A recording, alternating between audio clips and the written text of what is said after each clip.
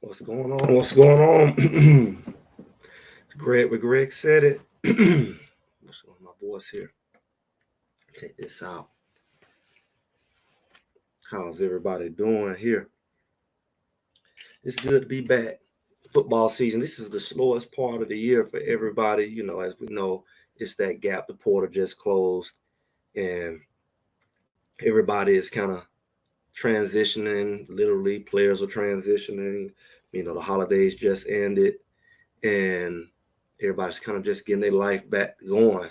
We had a lot of people off of work, and the schedule was kind of unorthodox. But now we back at it. I think this is my first live of the year. Happy New Year, everybody, because I think the last live was right before New Year. Today's the 7th, yeah. So Happy New Year to everybody. We got a lot of things coming. I don't really know what's to come. When I started this channel, and what's going on. Appreciate y'all. It's a commitment. I'm here for y'all. I appreciate everybody here. Like I said, when I started this channel, I really didn't. I'll be honest, I didn't have a vision of what was going on. I just knew this is something I want to do. I was a lot like y'all, except I wanted to, put in the work to get not to be a big channel or anything, but just put my voice out there, get my side of it, and bring my perspective and my style. And it's worked out. I could have never expected this to be where it is. So that was a good year for me. So more to come this year.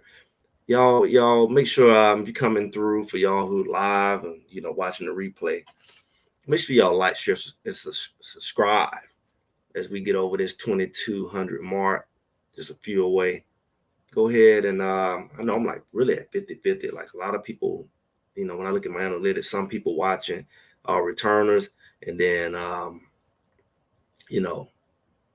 lot of people are just not subscribed. Go ahead and subscribe. Who knows what's coming this year? Yes, sir. I appreciate it, man. It's amazing. It definitely is leading me to greater things that I didn't plan, and who knows where we go. I a lot of the guys that I see who do this, who started, last year. Some started earlier than me, to see their channels grow. It's an inspiring thing, and I hope that I can inspire y'all the same way they inspired me. Some of the guys who went on and stepped out there a little before me, before I started my channel, because everybody has their perspective. Everybody have their unique spin. I know some people do interviews. Some people interview the players. Some people interview the parents. Some people do the panels. The panels are becoming popular. Some people really strong into the analytics. They let you know what's coming before it's coming. They know the stats of the game. They know the stats of the players transferring. So everybody have their thing. And I'm just me. I'm just Greg. Well, Greg said it. When we see certain things, and that's what we're gonna do today. Like always, I have my little notes on what I want to talk about. But speaking of, the title is "The Future of the Colorado Buffaloes." Like literally, and everybody have their own little spin depending on where they're coming from. Everybody have the idea of what's to come, and it's all welcome here, especially today, because as we see, we finishing up on the college football season tomorrow, right? Then we have the NFL, professional football, going to be done by the end of the month, pretty much. So football is coming to an end, and it's going to be the off seasons for everybody. So everybody's kind of like outside of just the new year, looking at what's to come. The off season, that's what it's all about, and a lot of things have changed, and we're gonna definitely talk about that. Definitely, want to see what you all have, because I like last week. I didn't know that. I think was it last week, Coach Kelly. Coach Kelly is appreciate it, Big 21. Coach Kelly, I didn't know it was like on this live. It was just breaking like right before I got on the live, and I didn't know that he was leaving. So a lot of times, you all feedback. I welcome people. If y'all hear something and y'all say something, y'all had a little more information, definitely drop it. We'll highlight it here. And like I say, Washington made their way to the national championship. I really didn't follow Washington. But looking at the Pac-12 and how combative it was, how competitive it was, I didn't know much about the Pac-12 until Coach Prime came to Colorado, and we came from Jackson State, just really supporting that. And so I've heard of Washington in the past, and didn't really know. So I got to learn a lot about the Pac-12 competition, just like I'm gonna learn a lot about the Big 12 competition next year. And looking at Washington, not really paying attention to them because we were so focused on Colorado, but just looking at just knowing sports and looking at everything like, wow, this conference is really, everybody kind of sleeping on it, but man, they got the top quarterbacks in this conference, and they have some decent defense. Now, they wasn't necessarily known for the trenches. They're not known. That's the SEC. And then, maybe the Big Ten after that. We understand that. So, man, just really, I had a good time really learning those teams and seeing what they were made of. And Washington was one of them. And just saying, I had a lot of respect for what Washington was able to accomplish in that conference because they had some close games, but we know the teams they were playing. And it wasn't just a fluke because everybody started out strong, Pat. To everybody was like 7 out of like maybe even 8 out of the 12 teams was ranked in the top 25 at some point. And a lot of times they were all ranked together until they start beating each other. But it was a very competitive conference. And for Washington to come out of that undefeated, I knew they had something special. And when they went out there and kind of shocked, was it Texas? To shock them the way they did, I wasn't fully shocked because I know they were battle proven. They were battle tested. For the fact that they beat some of the teams, they beat Oregon twice, and Oregon wasn't a slouch. They wasn't like a mediocre team. Matter of fact, if it wasn't for Washington, Oregon would have been in these conversations as well. So Washington is a very well-rounded team. Their defense is solid. The offense, they don't make a lot of mistakes. That's from me just looking at them, not really following them like I follow Colorado, but just looking at them. And the fact that we didn't play them, just really paying attention to football. They don't make a lot of mistakes. Well-coached team, but they had a very strong quarterback. And that's what makes me, a lot of people tripped out when I did the video. Y'all go back, check out videos from earlier this week about could CU be the Washington of next year? And because, Washington quarterback is leaving and some of the other players. And CU is going to have arguably the number one, the best quarterback. Shador really is the what's my guy name? CU is the top quarterback to watch. He is the I don't know why I'm slipping my mind. Caleb. He's the Caleb Williams. He's Caleb of this season coming up. So with them having that cover and with them filling in that line and having a stronger defense, I can't tell you. I really can't tell you 100%.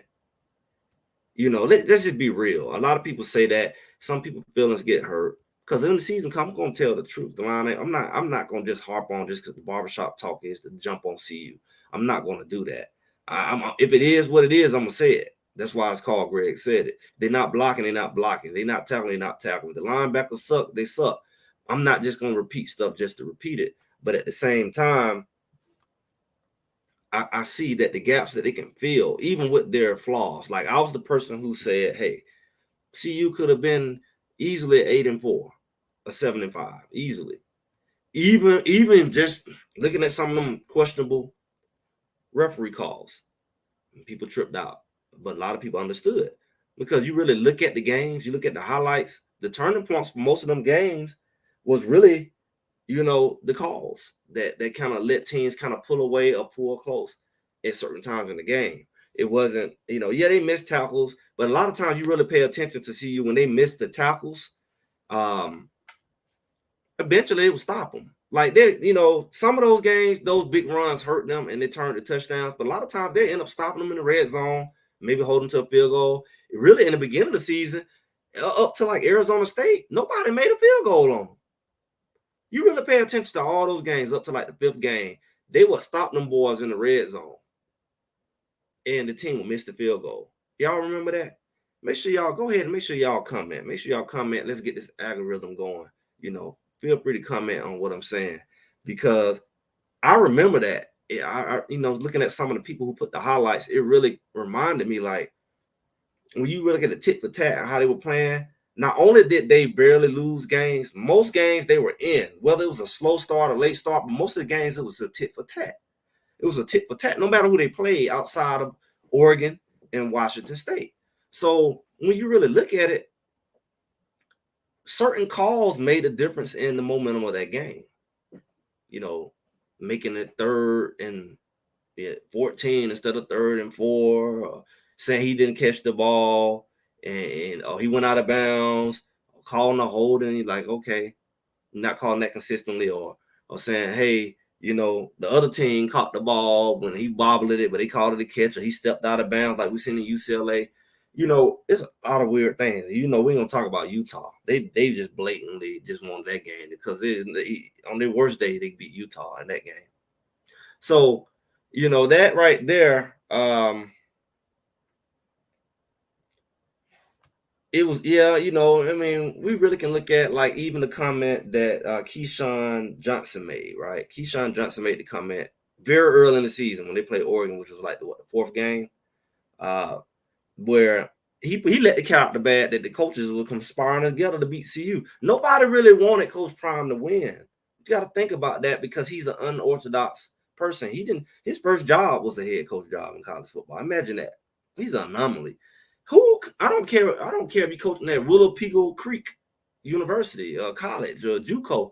You usually have coached up under somebody. You just don't jump in to be a head coach. And that's what they hated. Let's be real. A lot of people don't know that, but let's elaborate on that. A lot of people who hated on Coach Prime from a professional side, from a coach side, they hated on Coach Prime because not only they hated on the fact he was getting attention, and they hated the fact that he was getting attention, he was able to leverage it. That's what their issue was with attention. Yeah, some of them just jealous. But their real issue with the old Norvell and old boy Lanning and all these coaches that they kept running to the beginning of the season is that not only, and he was winning too at that point. Think about it. They want him to lose so they can rub themselves all over him. And that he don't deserve to be here. Because the whole talk before the season was Coach Prime didn't deserve to be there. He wasn't proven. And he only coached at that little bitty HBCU, and they disrespected and they called it not D1 when it was D1, and people ignorant of even the level that it was on. Is it even NCAA? Is it this? So they disrespect the JSU because of him. Then they disrespect the fact, well, he only did it for a couple of years. Basically say 2.5 seasons. You want to count it 3? And it's like, before that, this man came from Pee Wee football. It's like, they couldn't stand that. This is weird. He didn't have to progress. He didn't matriculate through the system. He didn't have to come up and be an assistant coach or a defensive coordinator, offensive coordinator. That's unheard of a man just to get a head coach job at D1 football. He just started JUCO, and they just really, really wanted that to be the case. And they hated the fact that he was successful on top of that. Like, that just really rubbed salt in the wound. You looking at a guy who didn't have no coaching experience. He violated the whole system you came from. The system you came from said that this guy had to get some experience to work his way up. The respect the work that everybody else put in to get there. He come in, whoop your behind, and come straight out of the you talk drunk about him in the offseason, he come whoop you. And he come out of truth. A little rec league football coach just beat you with a bunch of what they call replacements. Nobody wanted to be that guy. So they were scared when he was winning. Let's be real. They were scared. And they did everything they can to come together with their fellow colleagues. We cannot let this guy beat us. We cannot let this guy succeed.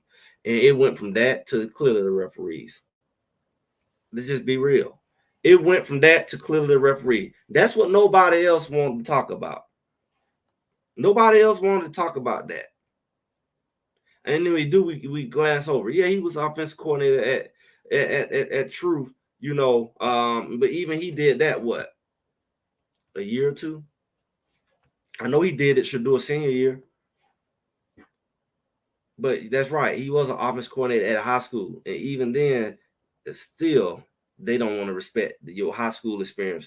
How many high school coaches, I don't care if he was a head coach, jump straight in and be a head coach in college. I don't care if it's Sugar Booger State University with 25 people.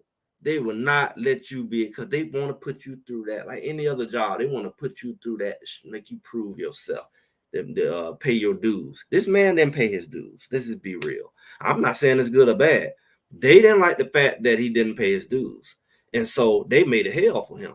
The referees even felt like it was their place to make it hell for him. It looked a lot like civil rights out there. It looked like, go count these marbles before you can vote. And if you get it right, we're gonna throw some in on you. We're gonna make sure you fail. We're gonna make you jump through hot flames to get there.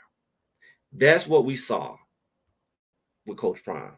Let's be all the way real. It's Sunday.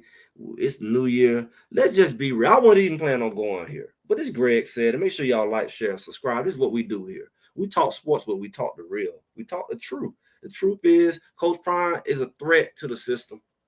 And they made sure his first year, they hazed the mess out of him.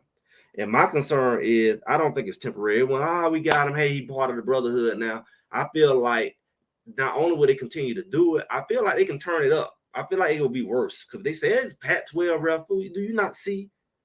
Even if it was Pac-12, nobody in Pac-12 was called the same way Colorado did. They may suck, but this wasn't just mistakes. This wasn't just error. This was intentionality. And it's one thing about intentionality, it loses all logic. It's imbalanced as all can be. It's not, we just sucked all the way around. Like, it's imbalanced. It's imbalanced to the point where you see the stats and you still talking crazy. You see that they just that undisciplined. They got like 10 times more penalties than everybody else. They just that undisciplined. They just got more holes than everybody. They got more personal fouls than anybody. All their personal fouls just come at the right time. Just, it's third and whatever. We've been having a hard time stop this team the whole game. The defense finally starting to get momentum and make a stop so they can go ahead. You got Shador. He finna make a run for it with 5 minutes on the clock. Oh no. Personal foul. Get them the first down and hopefully allow them to score, get them in field goal range and extend the lead. And then you end up losing by a field goal because Shador go back down there and score like he was going to do anyway, but they milked another 5 minutes off the clock and got the field goal. They lose by that field goal. They knew he was going to go down there and score. Just looking at the pattern. This is bigger than talk. This is bigger than them trying to hurt his reputation.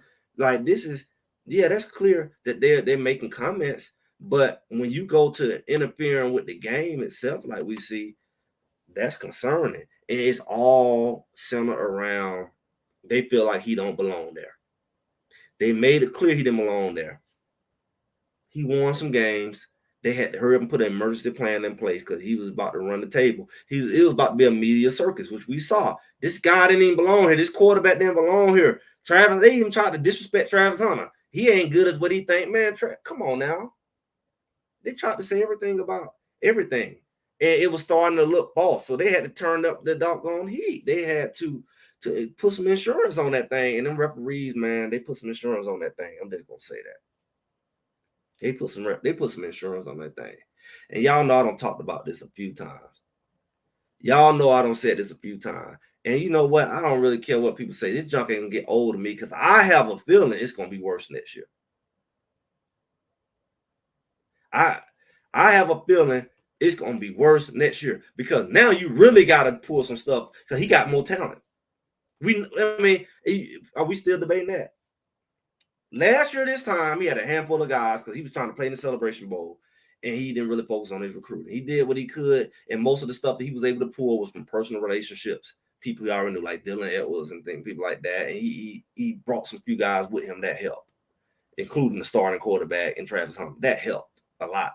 It helped a lot with recruiting, but most of them guys didn't come really until after the spring because remember he lost a big chunk of the guys who was there in the spring. Even some of them that he brought. So, they wasn't stable. They talked that talk, and, I wasn't going to get into that, but let me, this our show here. We're going to get, the Prime documentary. Let's go ahead and talk about that. I was going to talk about that. The Prime documentary was as bubblegum as it was, which I figure is going to be very Disney. It ain't like when they did that Barstool Coach Prime, like with the raw footage looking stuff. It's not like that, but he really said what he want to say in this documentary. I just watched the final one yesterday because I was hearing certain things. I'm like, what's going on? And what I got from it is like I see people from other shows saying he show what he want to show. That's true because he is his show. He producing it. He got well off. They show what they want to show. You really pay attention. So you gotta be careful. Like you think they're ignorant because they showing what they want to show because they got so many other things they can show from a footage standpoint.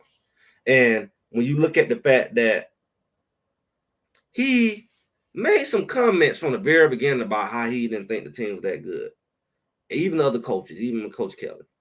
And I was like, wow, they were saying that in the spring, but we never saw that in well off. We never saw that in the interviews. He never said that in the season, but he said it and he made sure it was in Amazon footage. So the true thoughts were there. It just wasn't put out there outside the Amazon footage, right? Then I saw players. I don't know when they made it. I could say maybe they said it after the season, but somebody asked me before the season started because I talked about the talent. And they're like, oh, you just think it's all good. They said, but what do you really feel could be? Can you say one negative thing? And I said their chemistry. They're gelling. They said, so you only think one thing they need is to gel. Like, that's a big thing. I always knew that the biggest issue they could have was gelling because one of them players never played together and they had a very short time. Like some of them came in January, and then even more of the quote unquote players he wanted came in June, and some of them he was coming in July. And it was weird because some of the players left, and some of the players he wasn't allowed to come, like Sanders and TCU, because they were injured. I don't know what severity Sanders played. It's like he played the whole year that they didn't want to deal with injuries, but we brought several guys.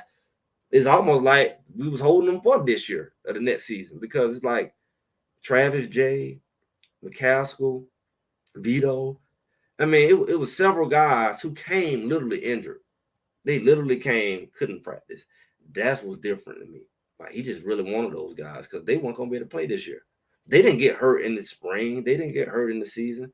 They didn't get hurt in practice. They was already hurt and they never played. That was an interesting thing to me that I haven't heard most people talk about. Like that was pretty significant. You bring these guys on, and at the end of the day, it was like these people can't even play. We used the scholarships. Was we that hard up on? I don't know. Were we that hard up on talent? I know it's not that. I know the portal's becoming more and more popular. Was it really that hard up where we had to get hurt players? They good, but they ain't ready to do that right now. They can't practice. Really, none of them played. Travis J played a little bit, and they put him back out. McCaskill ended up with a red shirt. They'll be ready next year. Was he trying to get them before somebody else got him for next year? I don't know. But I know that the talent that we did get, most of it came from Florida State boys. All them boys came after the spring in the summer. And I knew like the unity factor was going to be an issue, even with talent. Like I grew up on teams where you were talented, but you didn't play well together. Just everybody for self. And I made videos talking about this. People for self. I got 1 year. I got 6 months. I'm one and done. I'm trying to get to the lead. I'm trying to get lead. These people are already coming in without a team mindset. So when you really look at it, these guys, it's not necessarily that you speaking negative, bad. It's just that you're not building a team. But you had to do that to get guys who are ready to play right now because you ain't got time for freshmen to develop because you just pretty much started a whole new team. So they got to come in with experience. But a lot of those experienced guys wasn't willing to come at that point, or maybe missed them. So we had a lot of what they call second tier guys who second chance you, Colorado new second chance you type stuff. And that's what people were saying. So they wasn't proven. Different from this year. Because he just said, even on the documentary, I'm going at the starters. So he didn't go against getting no second and third string offensive line. These guys started in Big Ten and in other conferences. He didn't go after no second string defensive guys. These guys, maybe they're second string, but they got play time or they started in these other schools. So it's a different quality of guys on top of the quality he had already started accumulating. So it's an accumulation factor. So just looking at that documentary, it really showed how you really felt about the team that I didn't really see.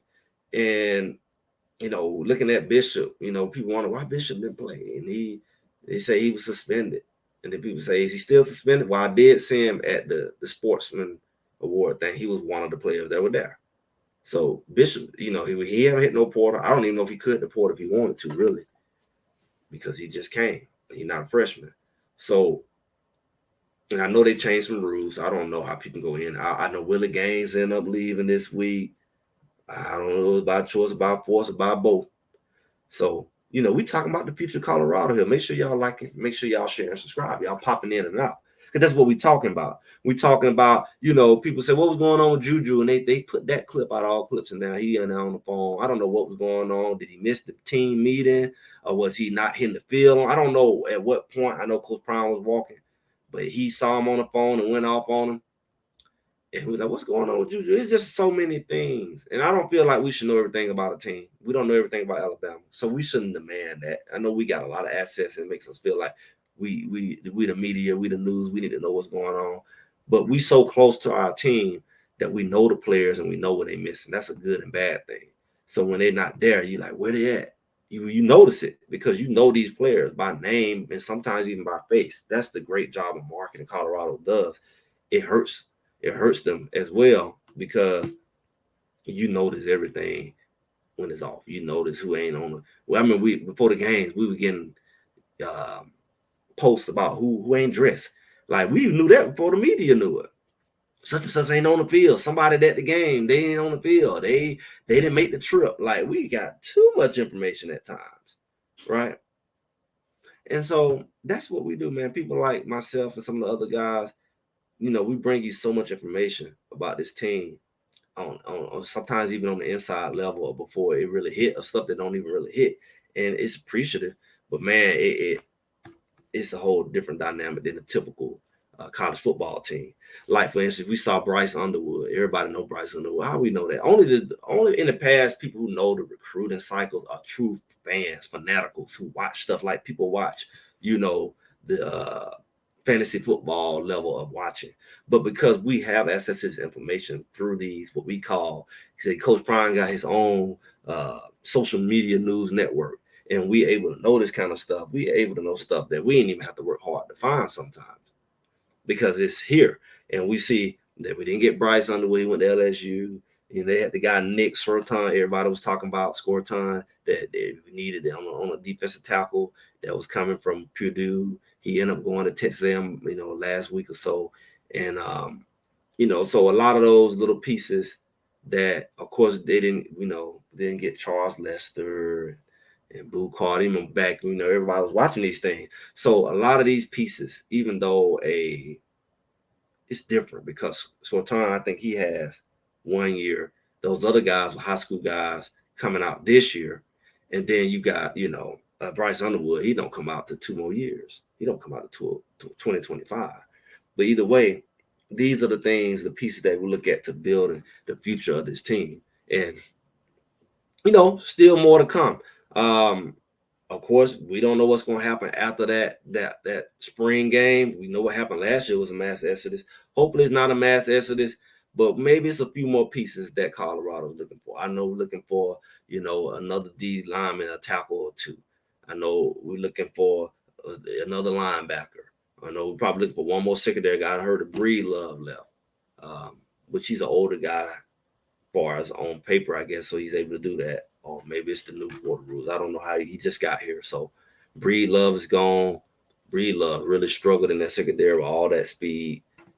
I don't know, was it coaching or what, but he really struggled. So it's not a bit lost to lose a Breedlove. It makes room for people like Watkins. We definitely want to see somebody like him get in the game. But those are some of the things. We saw this week that the arrest came out this late. Maybe it took a while for them to look into it. The arrest of people who were threatening the guy. But Blackburn about Travis Hunter, that came out recently. And that's interesting. People actually got arrested. I don't know what they were saying. Or maybe it just took a while to get to it, this many months later. But hopefully it's not still going on. I mean, people have their opinions. That was a dirty hit. I don't know if he specifically something to hit him and knock his spleen loose or lacerate his liver. but he definitely wanted to send a point, and he may even want to hurt him, not hurt him like that, but knock him out the game for sure. The boys played that way the whole game, and it is what it is. But to go wish death on them, all that stuff, that's a whole nother level, especially on sport. So it is what it is. Going back to the documentary, I saw this whole thing about Mata.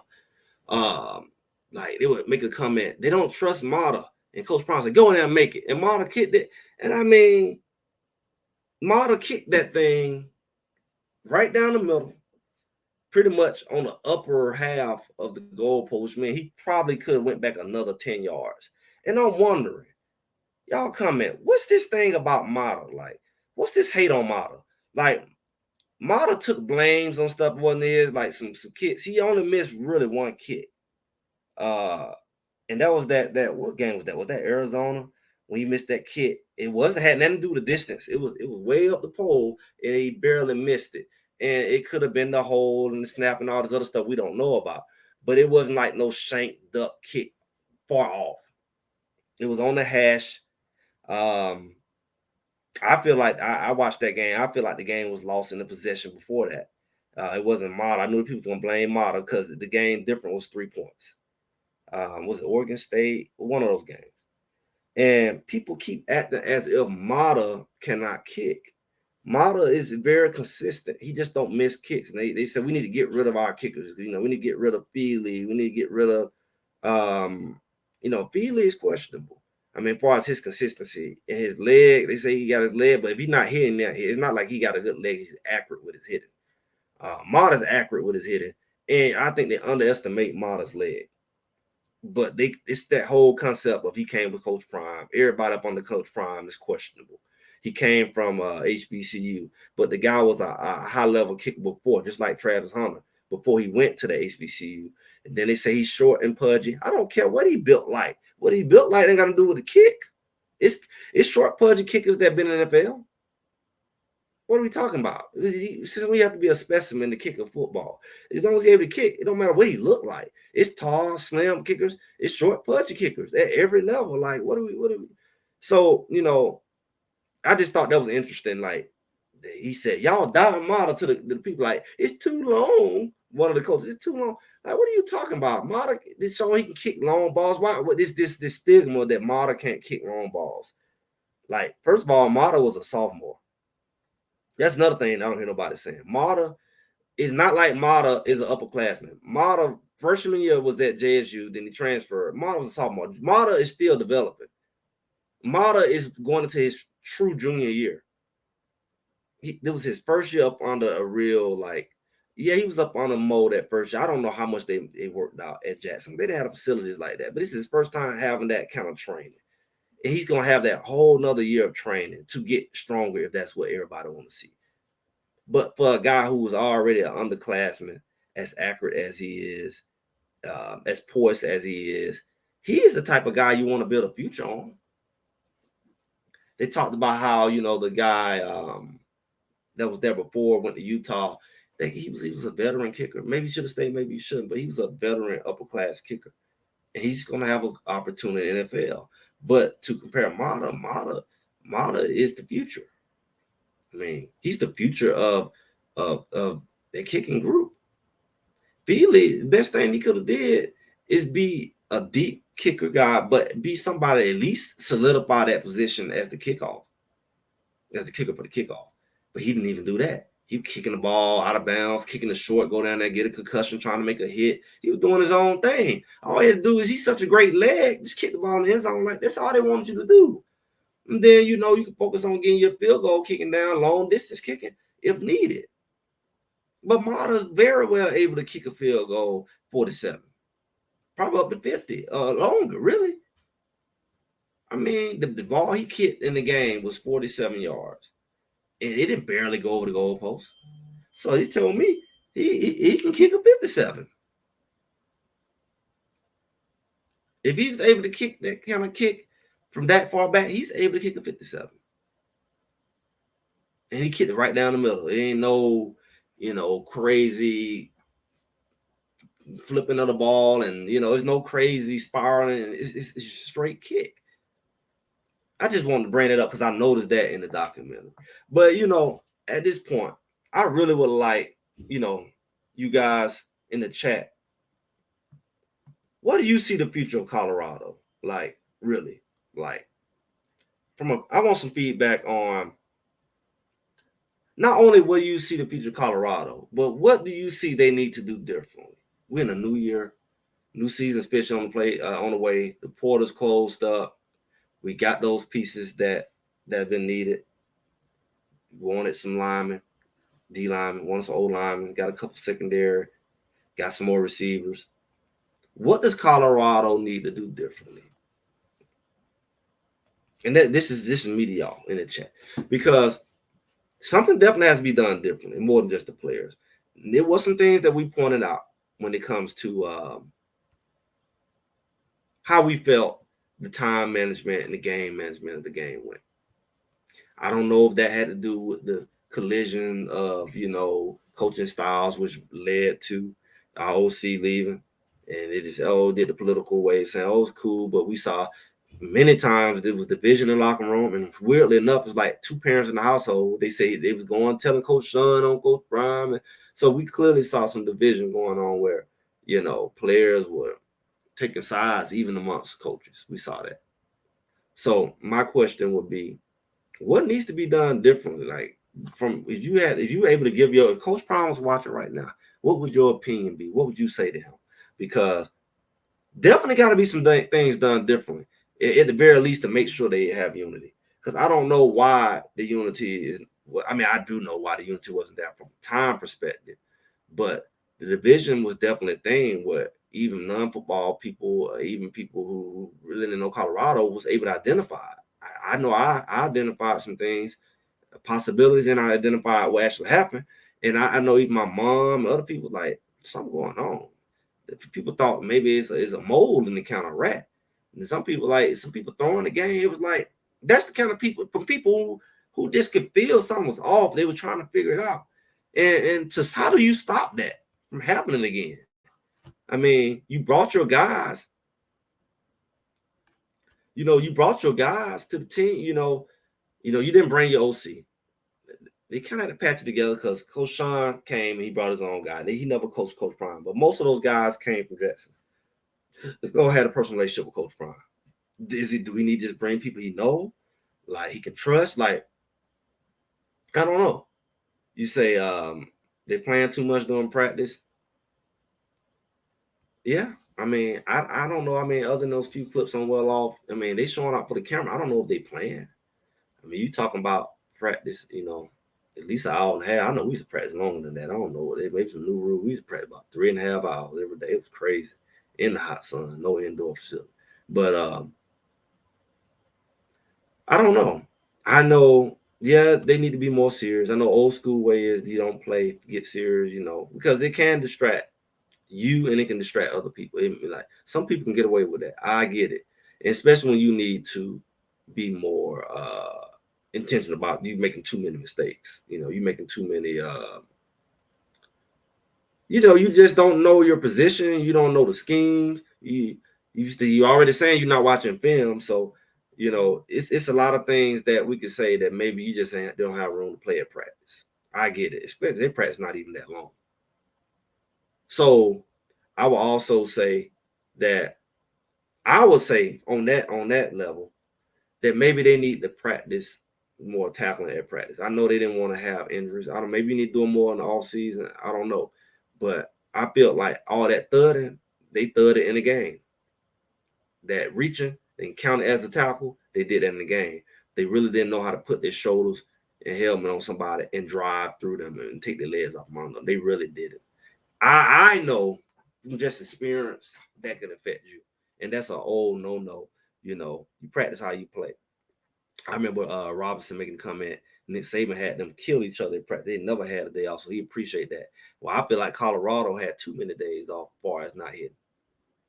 But I know maybe it was a depth issue. I don't know. But they definitely had issues with tackling, and I think a lot of that had to do with they didn't really tackle in practice as early as the weeks leading up to the first game. They just thudded up, and they used to fuss at the kids about not thudding up because they were just two-hand touching at practice. And unfortunately, you can't two-hand touch in the game. Big old 230 running back, running 4-4 at you. Just can't throw it up. And they were reaching a lot because they wasn't used to really putting them shoulder pads on. You know, they really don't put them shoulder pads on people like they should. And I mean, it is what it is. And you hit this on the head. I remember even when they was winning. This is how I know they was trouble. Even when they were winning, they were making comments like, um, we ain't only have 80%, 85%. People believe, most of y'all still believe. The issue is we don't know why he was saying that. We don't know what conversations he was hearing, what news was getting back to him, but he was spot on clearly because it eventually led to that slide with all the other factors. You know, that they was winning when he said that, and they went on and lost, 8 out of the 9 remaining games.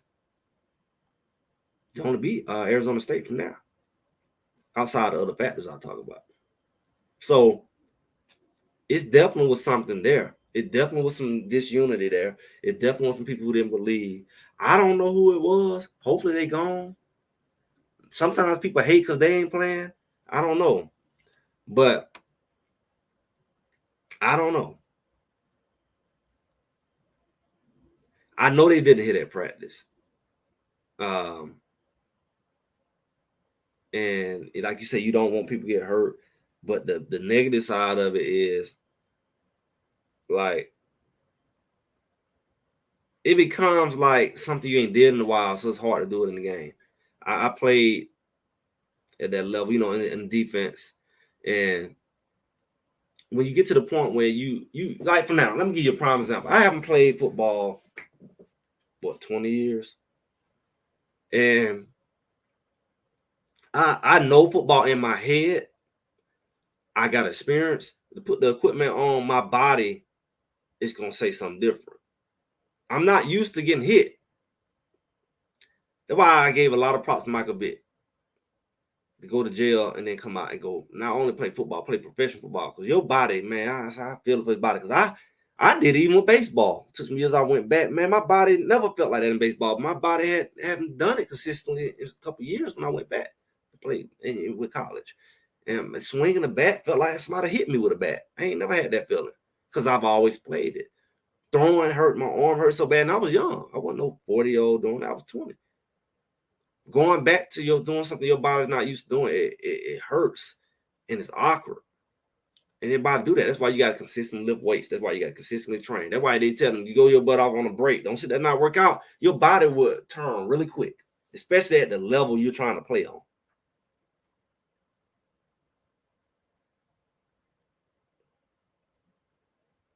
And the challenge with it is, like, if I put that equipment on, it's gonna discourage me from hitting. Like, you're gonna be like, did I been feeling this all along? Like, a regular hit hurts more than when your body used to it. Headache, all that stuff, like, it's amplified because you ain't felt that feeling so long.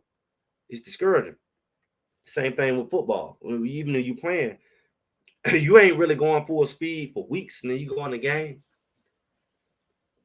It's just not as normal. It don't feel good. It's just not second nature to you to go and go and just haul off on somebody.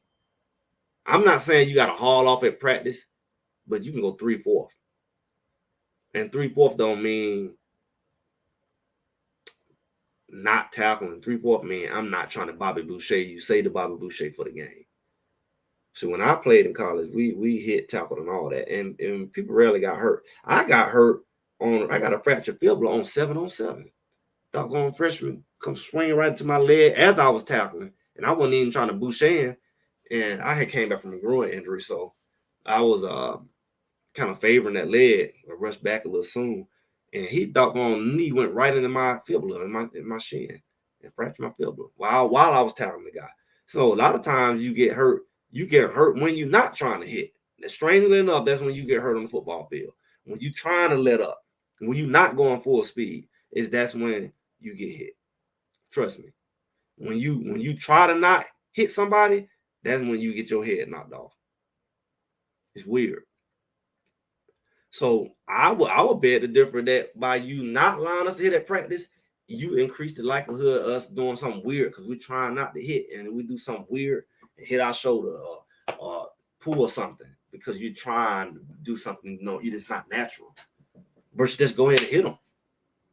So you have all of that. I think, like I say, that's a big part, and um,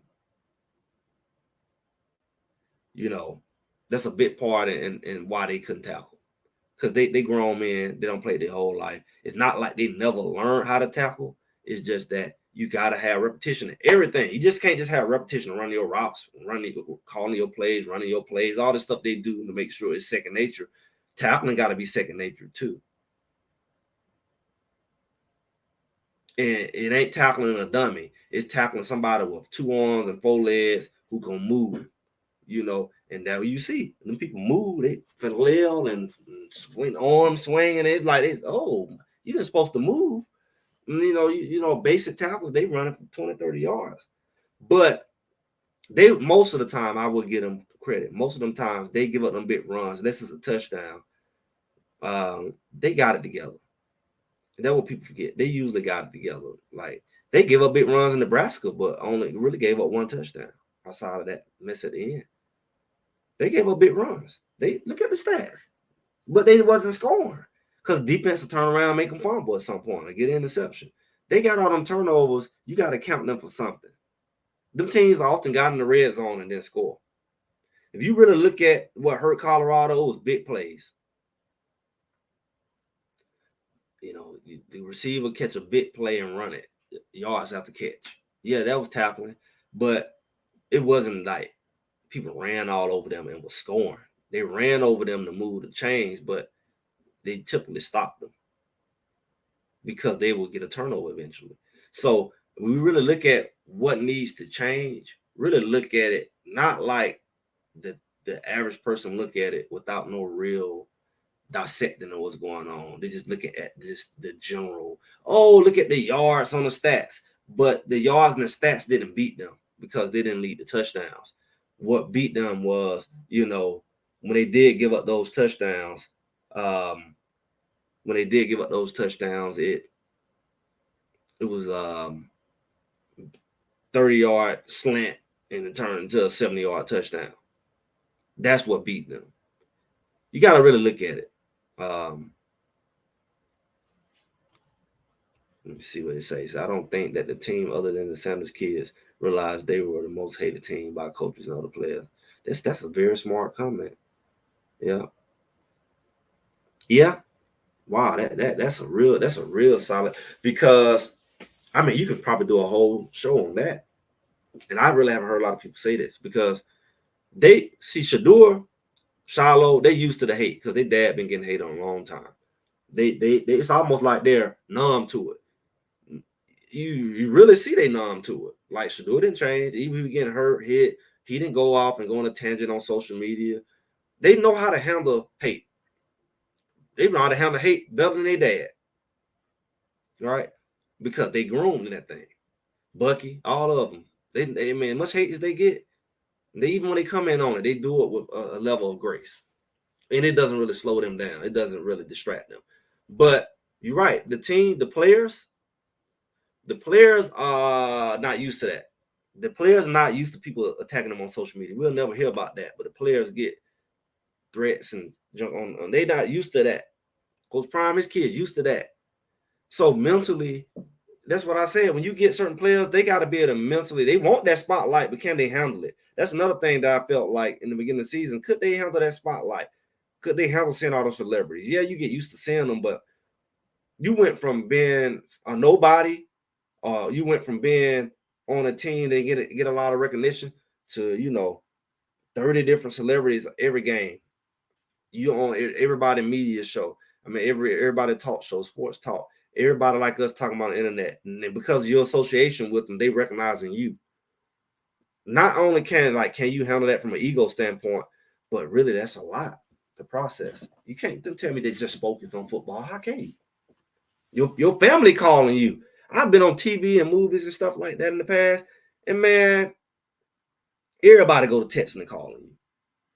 Even if they show a rerun of it a decade later, you already know they must be rerunning. I mean, it's like imagine you on something like this every day. Everybody know you not only play for Coach Prime, but oh, I saw you on Well Off. Man, you got to deal with all that from your peers, from people you went to school with, your last school, your high school, your family, the people on campus. We don't talk about what is the life like for them on the campus. Like I never heard much about it. Like they say they just go and sit and leave, but how's their interaction on campus? You know. Hello, hello. Thanks for your comments. Make sure y'all comment, like, share, and subscribe. It's a lot to deal with. And then you got haters, you know. And like she said, you don't know who really against you. I mean, you think it's just a football game. You don't know the referees is against you out there. The other coaches are plotting against y'all. They really, they you just a byproduct. They really after Coach Prime, and they coming after you through Coach Prime, right? They really got to understand that. And the new players coming in got to really understand that, and they really need to talk to Shador and them about the mindset and how to focus in that. Because I know it get to them. I know it got to them, especially when they start losing. It's like a downhill slope. Like not only you losing the game, but you losing the social edge you had. You losing. You got so much negativity from people against you, your fans. Everybody can't handle that. Especially when everybody, it's not like you losing and nobody paying attention to them but your school. The whole world is paying attention to it. It's a different type of pressure that you really just got to get used to. You ain't just got to get used to that elevation up there in Boulder. You got to get used to that social elevation. You got to get used to it. Is that play calling? Well, guess what? That should be solved. I talked about that in the video before. By default, guess what? You got a new offensive coordinator and a new defensive coordinator. He knocked that out in one swipe in a month. Not after spring. It's a clear slate before everything even starts. You're gonna have a new offensive coordinator, new defensive coordinator, new offensive line coach, new defensive line coach. Possibly. At least one, if not all, on the defensive line. You might have two coaches or one. So yeah, they could have called better games. Hopefully, they watching this tape over and over again and not playing the political correct and know that hey, we couldn't talk about it in the game and during the season, but yeah, we got to fix this during this all season. That kind of mess there, we can't be doing. Or I look at the highlights with Dylan Edwards. They know they didn't use Dylan Edwards worth for nothing. They know they did. Dylan Edwards, the way they used him at TCU, they never used him like that again. They handed him the ball off. You imagine they couldn't like the way they were blitzing Shador. If Dylan Edwards was doing swing routes out the backfield, that guy on that edge couldn't be blitzing. They could be bringing them extra corners and safeties down there blitzing, and they know Dylan Edwards gonna swing out that backfield or just drop right there, right where they blitz from. You right. He said get rid of the ball in 2 seconds. You right. He'll do that every time. Dylan Edwards 1-2 dump it at Dylan. They should have had the fear.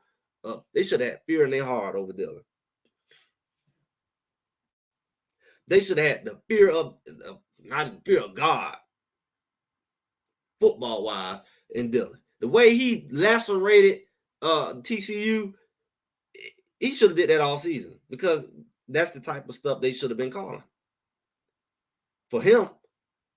And then, even when he came in the game, they should have had to change their whole defense. It's almost should have been like you have to double coverage Travis. You should have to put somebody because he's too fast for a lineman. So they would have to cheat the linebacker. Somebody would have to get out there because he get that ball in the flat. He squeezed through like a needle in a haystack. We seen on TCU the guy on the sideline right here and the guy right there. He found a way to squeeze through that mud, go up the sideline, and if he go up the sideline, he take him to the house. Ain't nobody catching him. We know good and doggone well they didn't use Dylan Edwards worth of crap. That we can say anything. We know they didn't wisely use Dylan Edwards because they messed around and showed us how to use him in the first game. And they never did it again.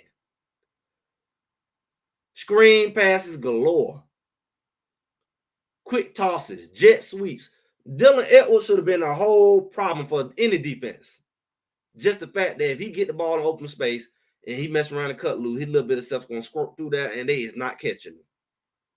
and we didn't see it no more. So that's just a prime example. You're right. Play calling. We ain't got no running backs. He wasn't no running back in TCU. He was dropping them out the backfield. You talking about get somebody quick 3 seconds, get somebody the ball, do it there. And at the very least, that's one less person that can rush the door. Because one or two people have to run, have to pay attention to him. The safety's gonna have to pay attention to him, and them linebackers gonna have to pay attention to him. And all that extra coming off the edge, you couldn't do that. You trying to have him block? Don't have him block. Have him slide right on out there. They didn't perfect that. So you know, y'all on the as far as the DC, I don't know anything about the DC. I ain't even try to play that game. They need to go ahead and announce it soon. You know, they need to do anything. They need to do whatever they need to do because defense. If you, this is what I'm gonna say. I'm just gonna say this, and I'm gonna end. Defense. If the defense, if Colorado don't win this year, you know it's the coaching. The players is no longer an excuse. The line is no longer an excuse. And when I say don't win, I ain't talking about a winning record, go to a bowl game, Tart Bowl. No, I'm talking about they don't make the playoffs. You understand it now, so ain't no excuse. If they don't win the conference, Greg said it. Colorado by far should be the most talented team, by far in the Pac in the Big 12. We can have a whole nother conversation next week. Matter of fact, we can have that conversation next week. Let me know if y'all want to have it. I'm about it. Why Colorado? We can have a whole conversation next week. Why I think Colorado should win the Big 12. If that's what y'all want to do. Because they had the talent last year. It just was misusing it. It was out of place. I didn't say nothing about easy. Washington didn't have an easy win, but they in the national championship. Washington struggled with Arizona State. Was it Arizona? They struggled with 2-3 teams other than Oregon. But they in the national championship. So ease don't have nothing to do with football. But the fact that your talent should really overcome. Your talent should really overcome everybody else. Exactly. If they don't, that's straight coach. They got too much talent. This year, now they better do it this year because they're gonna lose their quarterback. They're gonna lose Travis Hunter, and a lot of that defensive secondary gone.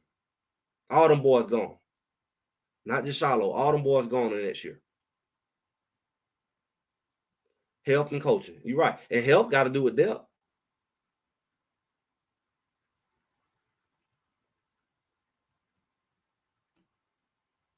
Which is the point.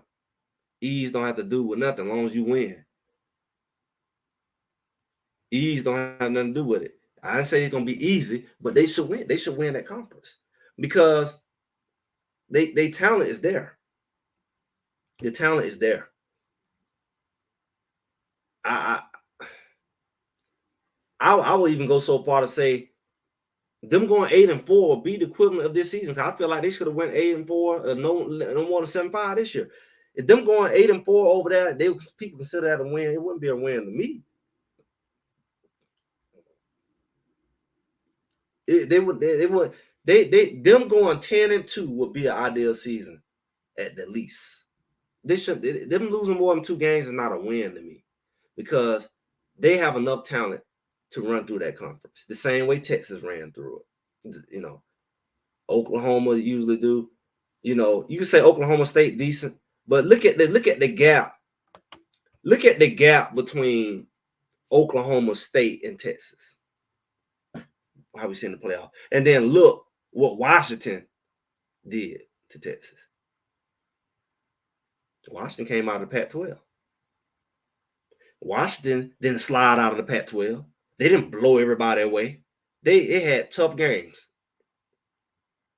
They didn't blow everybody out in the Pac-12. But look, they beat Texas. Texas in the Big 12. Texas ran through the Big 12. Tell me if I'm wrong. Tell me if I'm wrong. I don't know everything about Big 12. Tell me if I'm wrong. See, the Big 12 has always been known to be top heavy. So the top 2 or 3 teams really just run through everybody, and then whoever wins the championship go. You can say that about, but Oregon had some hiccups. Washington had some hiccups. Yeah, they beat everybody, but they didn't just slide up in there. They had some close calls. Texas almost lost to K-State. Okay. That's one game, right? They showed them almost lose to Oklahoma State. So we know K-State is a decent team. We already established K-State is one of those teams that is expected to be a challenge. K-State, Oklahoma State. We know those are the couple teams that they the next guys up. And then we got some newcomers. They got to prove themselves. Arizona got to prove they're gonna be about something. I think Utah's overrated. They got to prove something. UCF got to come prove something. Colorado got to prove something. But for who's already been there, we know K-State and Oklahoma State are the guys that's next up. And the fact that why I compare CU. Offensive line, defensive line, a solid defense. Should not CU have a solid offensive line this year?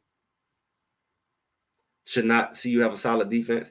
Their gaps were on the linebacker and defensive line space. Their secondary was, even though they miss big plays, they take away the big plays. That's a lockdown defense because they were leading in turnovers. And so they're going to be more mature, more experienced. So you bring that secondary back with a better D-line. Does that not make Colorado solid defense? So what were we looking at? Colorado could be a dominant defense with the adjustments they've made. As long as the coach is making the right calls and they ain't out there doing these faulty tackling drills or whatever they're doing, they could be a dominant defense. Them boys are ball hawks in the secondary. Shiloh's been a ball hawk. He didn't even get that many picks this year, but Shiloh used to get a few picks. Travis Hunter, he a ball hawk. If Kamani grew up, he a ball hawk. Pretty much everybody behind Kamani, right there with Kamani, is a ball hawk. Hawkins, ball hawk. He ain't even played yet.